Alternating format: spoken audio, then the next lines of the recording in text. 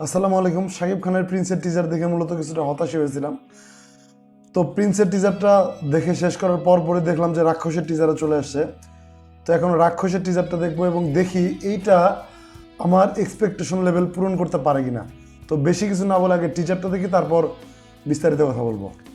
Kindly use your headphone পরা আছে, শুরু করি।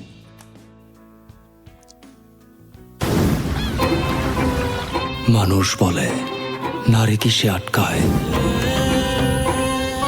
নারী বলে মায়ায়। ঠিক আছে, মোটামুটি ভালোবাসায়। আমি বলি না, নারী আটকায় নারী কিসে আটকায়? লোভে, আর লোভে পাপ, আর পাপে পাপে রাক্ষস।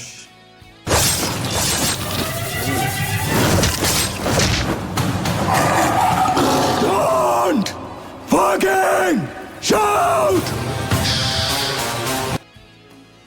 সিএমের এনার্জি লেভেল ভরপুর, ভালোই লাগতেছে দেখতে।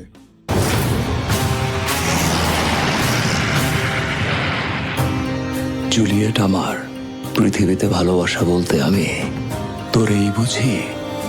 তোরে ভালোবাসা আমি এমন একটা জায়গায় চলে গেছি, তোর হাসিতে আমি হাসতাম, তোর খুশিতে আমি খুশি হইতাম, তোর কষ্টে আমি কাঁদতাম। I want to sleep with you. এটা দেখে আমার কিছুটা বরবাদের কথা মনে হচ্ছে, কেননা বরবাদেও শাকিব খানের যে লাভ লাইফটা ছিল সেটা অনেকটা এরকমই ছিল আমার মনে হয়। মাদার ফাকার। অনেকদিন পর আলিরাজকে দেখলাম, আলিরাজকে বিধ্বস্ত অবস্থা দেখা যাচ্ছে।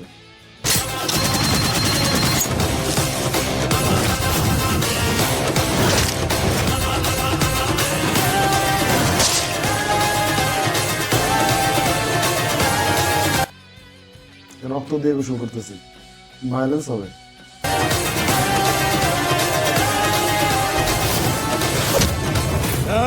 চিল্লু খায়া দে। এটা সেরা।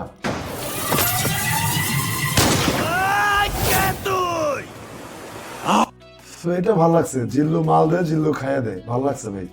আমি তোদের বাপ। তুই যদি ওদের বাপ হস, তাইলে আমি তোর বাপেরও বাপ।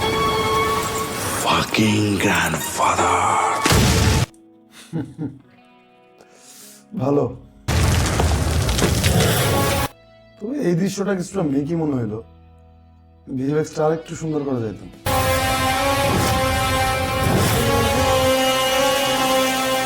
আইতাছি। এক্সকিউজ মি, প্রেগনেন্সি টাইমে আমাদের সেক্স করতে কোনো প্রবলেম নাই তো?